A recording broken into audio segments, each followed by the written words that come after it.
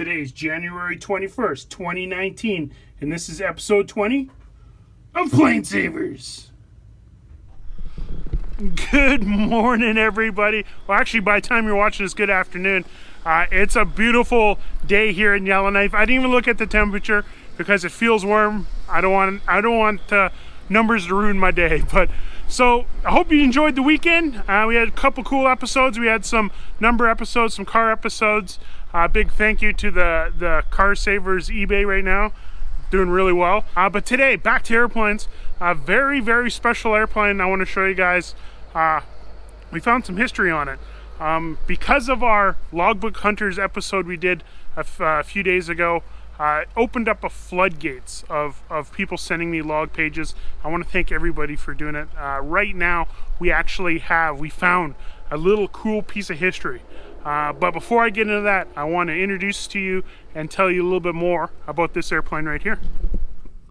Charlie Foxtrot Lima Foxtrot Romeo, serial number 13155, was constructed in Oklahoma in 1944 as a C-47A-20-DK.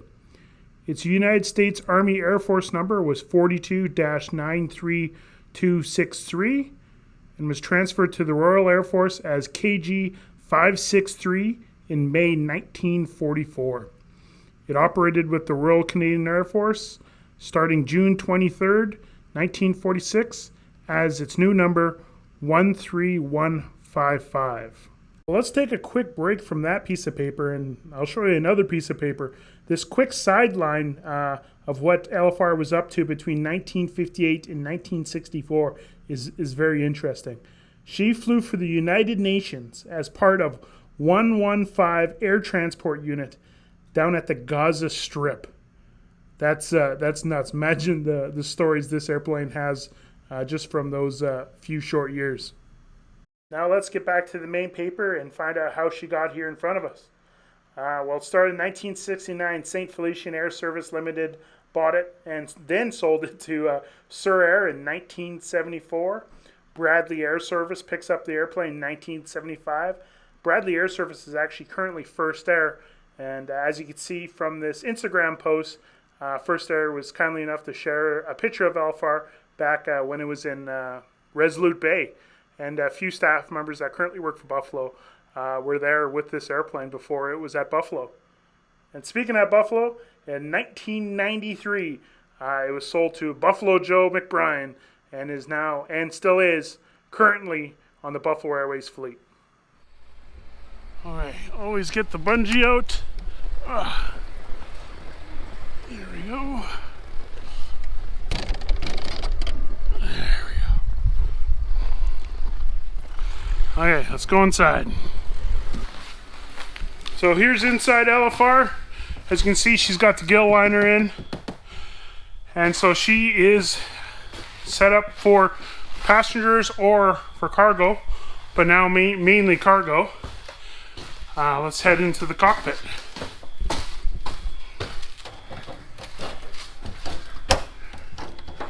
Oh, we got stuck up here. All right. Oh, so we got another blanket here.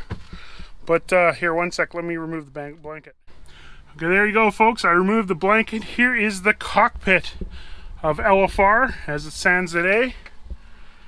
You can see it is kind of cold in here. There is a heater running. But there we go. Here's some data plates.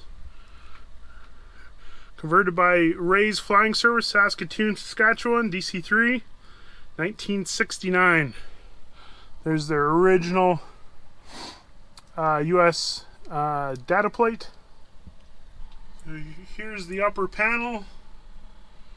There we go. So as we're sitting here in LFR, I want to dig deep. I want to show you guys what we found about this very aircraft I'm standing in. I'm super excited, and here we go.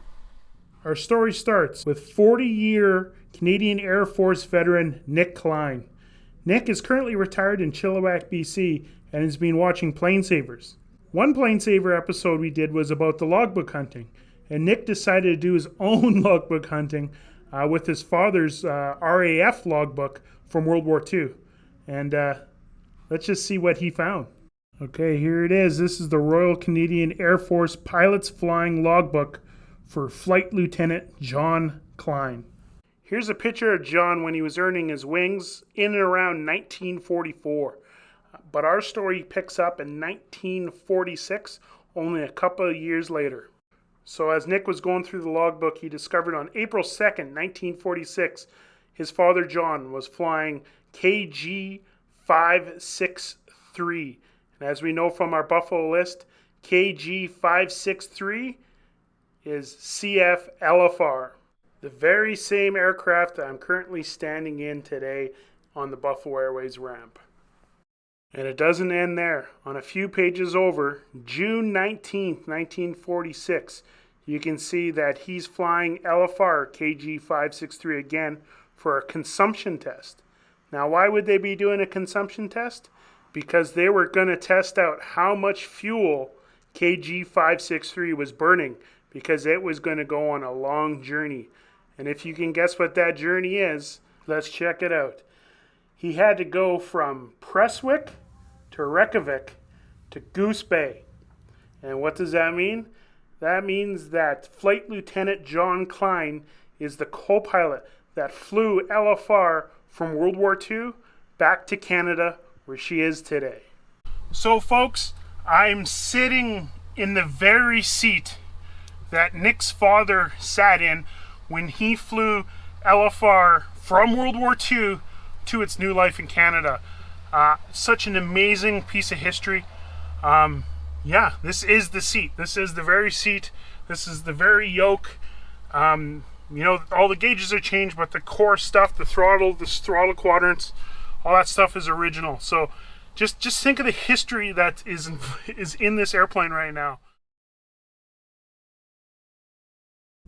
John Klein went on to become squadron leader and retired from the Royal Canadian Air Force in 1957. Sadly, John passed away in November 1995, and this is really the reason why we are doing these things about saving airplanes. John was a big part of saving the world, and a silly YouTube video is the least I could do to pass on the memory of such a hero.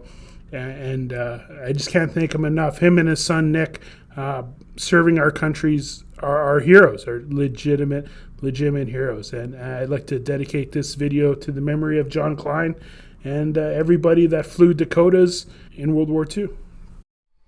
Okay, there's a heater running in here, but my hands are freezing.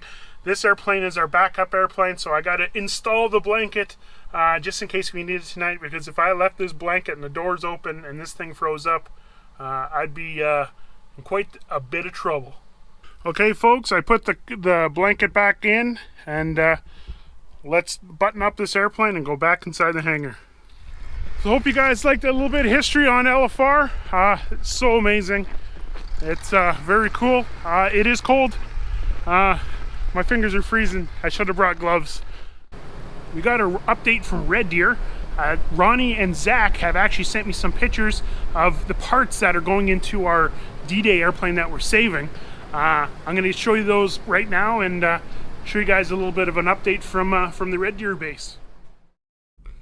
Okay, so you can see from the picture here, Ronnie's getting all the collection of all the parts that we need to bring over to Montreal. But the most important part here is the cockpit items. As you can see, if you remember from the pictures from Montreal, here's the cockpit of DTD. It is completely stripped, but if you notice along the major parts of the cockpit there's those kind of screw holes. Those are actually Zeus fasteners, and luckily enough, the parts bird had the very same panels, which means we could just actually pop them in. So you can see from the picture at the bottom, they got that piano hinge, and at the very top, on say the left one here, you can see the 3 screws. Those are the Zeus fasteners. So hopefully the instrument panel will go right in, and which would save a heck of a lot of time. Now the overhead panels are the same too, so here's the captain's side.